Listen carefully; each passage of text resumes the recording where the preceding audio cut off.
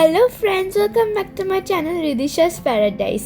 I hope that you all are fine and welcome back to my Indonesia series episode 2. আজকে আমাদের plan হলো উলুয়াটুর আশেপাশটা ঘোরা। কালকে যেহেতু আমরা দেরি করে শুয়েছি, আজ সকালে একটু দেরি করে উঠেছি। আমাদের প্ল্যান হলো আজকে আমরা ব্রেকফাস্ট করে তারপর ফ্রেশন আপ হয়ে আমরা তারপর আমাদের ট্রিপ শুরু করব। আমাদের প্রেফারেন্স হিসাবে আমরা আজকে উলুওয়াটার টেম্পল আর তার আশেপাশে কটা বিচ ঘুরবো। তোমরা তোমাদের প্রেফারেন্স হিসাবে ঘুরতে পারো।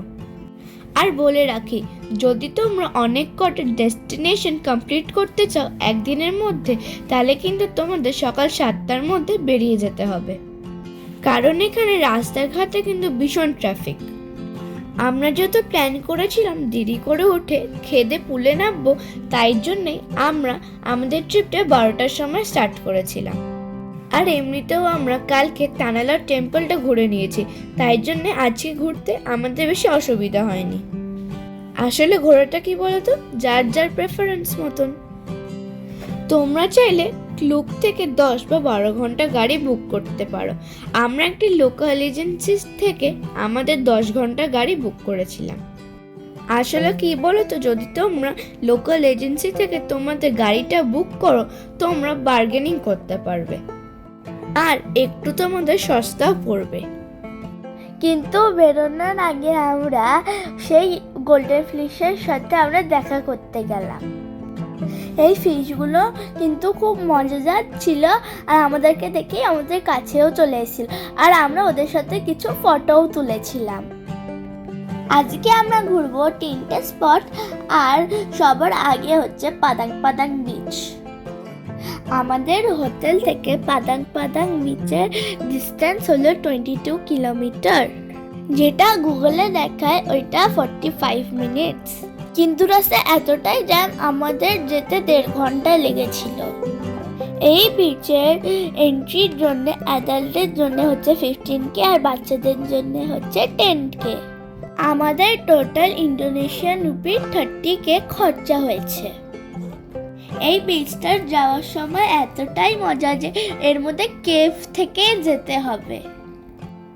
আমার কিন্তু খুবই মজা লাগছিল। যখন আমরা সিঁড়ি থেকে নামলাম তখন বিচ দেখতে পেলাম আমরা। জানো তো, এই বিচটা হচ্ছে স্নান করার বিচ। এখানে সার্ফিং হয়। যদি তোমরা এই বিচটায় স্নান করতে চাও, তোমরা অবশ্যই বাড়ির থেকে একটা জামা নিয়ে আসবে। যেহেতু আমরা চান করবো না, ওই জন্য আমরা এক্সট্রা জামা বা সুইমিং কস্টিউম নিয়ে আসেনি। আর উইশ আমি আমার সুইমিং কস্টিউমটা সাথে করে নিয়ে আসতাম। যখন আমরা বিচে পা ভেজেছিলাম তখন আমার আধা প্যান্টই ভিজে গেছিল। আমাদের এর পরের ডেস্টিনেশন ছিল পান্তাই জুলুবান বিচ। যেতে লাগে হচ্ছে 20 মিনিটস, ডিস্টেন্স হলো 2.5 কিলোমিটার। এই বিচটা কিন্তু মেন রোড থেকে বেশ অনেকটাই নিচে, আর নিচে নামার সিঁড়িগুলো কিন্তু বেশ খাড়া। যদি তোমাদের পায়ে কোনো প্রবলেম থাকে, তোমরা এই বিচটাকে অ্যাভয়েড করবে।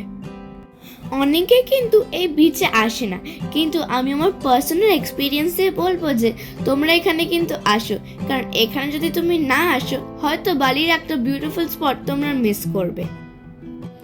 হাই টাইডের সময় কিন্তু তোমরা এখানের মেন বিচটায় যেতে পারবে না। আমরা যখন এখানে এসেছিলাম, এখানে কিন্তু বেশ হাই টাইড ছিল, তাই জন্যে আমরা মেন বিচে যেতে পারবো না।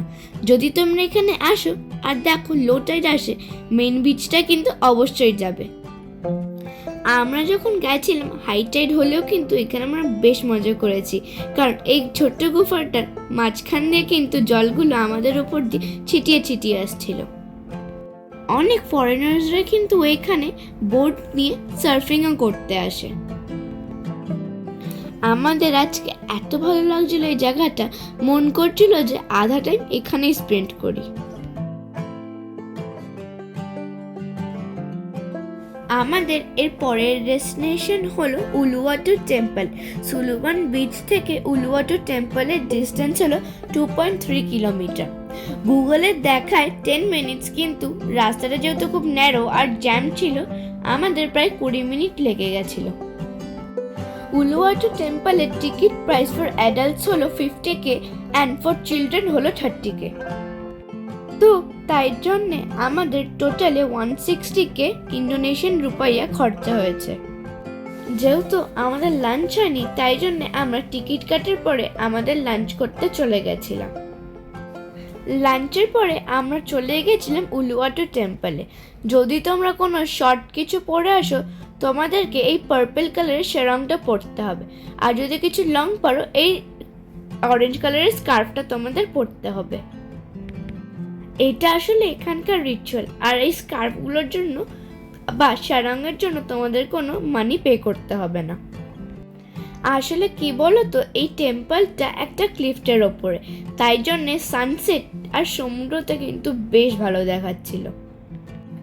এখানের একটা মজাদার আর খুব ভয়ঙ্কর স্টোরি হলো যে এইখানের মাঙ্কিগুলো ভীষণ অ্যাগ্রেসিভ।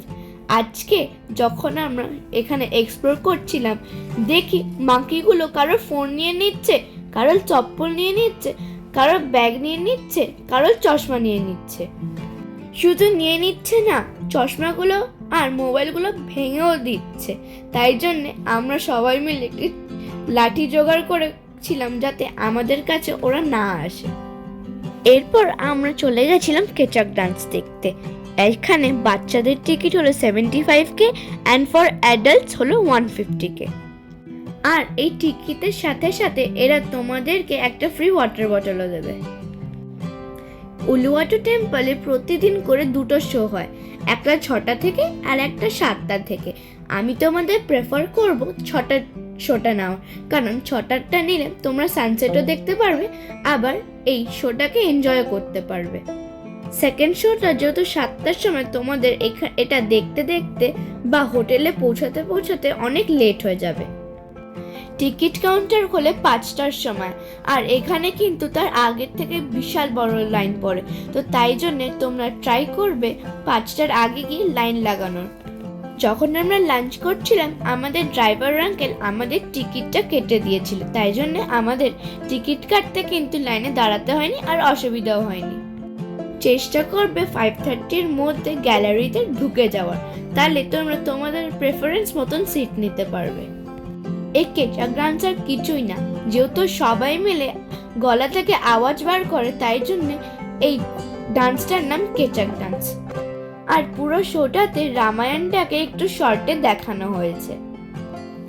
ইন্দোনেশিয়া একটা মুসলিম কান্ট্রি হলেও কিন্তু বালিতে 95% হিন্দু, তাই জন্য হিন্দু গড আর গডেসদের তার সাথে সাথে রামায়ণের ছাপ তোমরা প্রায় সব জায়গাতেই দেখতে পারবে। এই কেচাক ডান্সটা কিন্তু তানালর টেম্পল বা উবুদ প্যালেসও দেখায়। ইভেন টিকিট প্রাইসও কম, যেটার দাম হলো 100K Indonesian rupiah. But we choose Uluwatu temple, কারণ সানসেটের সাথে এই শোটা দেখার মজাটাই আলাদা ছিল। বালিতে এসে যদি তোমরা কেচাক ডান্সটা না দেখো তাহলে তোমাদের এই ট্রিপটা ইনকমপ্লিট থাকবে।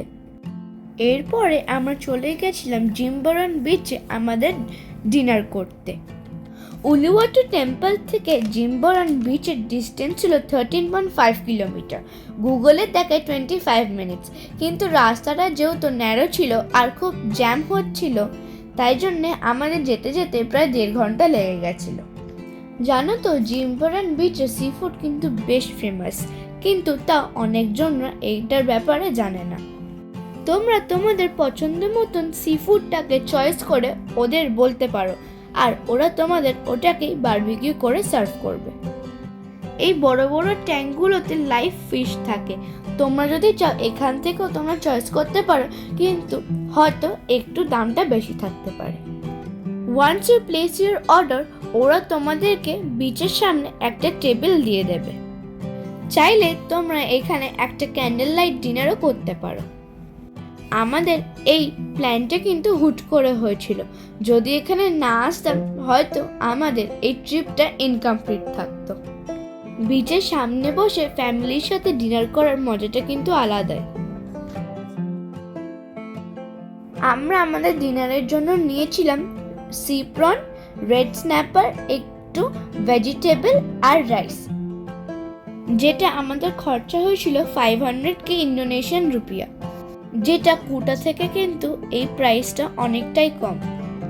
বিচ ডিনার আর ফ্যামিলিও ছিল না শুধু, তার সাথে সাথে কিন্তু আমরা অনেক প্লেন ল্যান্ড করছে এটাও দেখতে পাচ্ছিলাম। আচ্ছা থাক, আজকের ভিডিওটা আমি এত অবধি রাখলাম।